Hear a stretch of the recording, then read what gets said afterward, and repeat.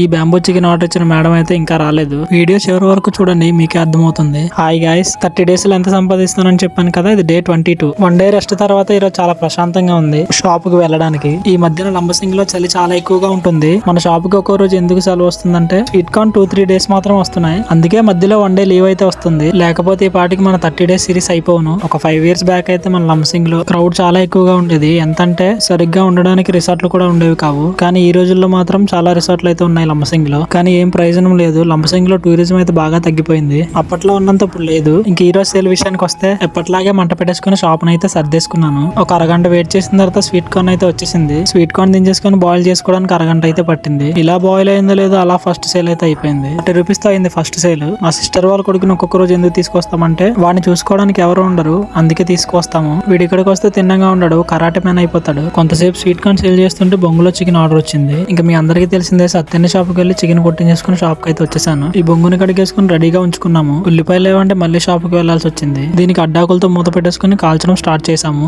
ఈ bamboo chicken order ఇచ్చిన వారు పాడేరు వెళ్ళేసి వస్తామన్నారు. అందుకే దాన్ని కాల్ చేసి పక్కన పెట్టేశాను. ఇంక మధ్యాహ్నం 2వ టైంకి లంచ్ కంప్లీట్ చేసుకున్నాను. ప్రతిరోజు చాలా సంతోషంగా ఉంటుంది. మన ఫాలోవర్స్ ఎక్కడెక్కడ నుంచి వచ్చి మన షాప్ దగ్గర అయితే ఆగుతున్నారు. ఈ అన్యాలు మన ఫాలోవర్స్ అంట. చాలా బాగా మాట్లాడారు. స్వీట్ కార్న్ బాగుందన్న అని చెప్పి వెళ్ళిపోయారు. ఇంక ఈవినింగ్ స్వీట్ కార్న్ సేల్ చేస్తూ డే అయితే ఎండ్ చేసాం. టుడే టోటల్ సేల్ 2100 rupees అయితే అయ్యింది. స్వీట్ కార్న్ కి 1700, ఎంటీ బ్యాంబూస్ కి 200. ఈ బ్యాంబూ చికెన్ ఆర్డర్ ఇచ్చిన మేడం అయితే ఇంకా రాలేదు. దాన్ని నీట్ గా ప్యాక్ చేసి ఉంచాము. ఆ మేడం గారికి అయితే నా నెంబర్ ఇచ్చాను కాల్ చేయమని, కానీ చేయలేదు. మేము ఇంటికి వెళ్ళిపోయామని చెప్పి ఆవిడ కూడా ఇంటికి వెళ్ళిపోయారంట. వాళ్ళ ఇన్స్టా పేజ్ మనకి చెప్పడం జరిగింది. అందులో నెంబర్ చూసి వాళ్ళకి కాల్ చేసాము. వాళ్ళు అడ్వాన్స్ 200 పే చేశారు. అదే 200 బ్యాంబూ చికెన్ అమౌంట్. ఈ వీడియో కనుక మేడం చేస్తే మాకు కాల్ చేస్తారని అనుకుంటున్నాము. మన యూట్యూబ్ ఛానల్ సబ్స్క్రైబ్ చేసుకోవడం మాత్రం మర్చిపోకండి. ఉంటా మరి, బాయ్ అందరికి.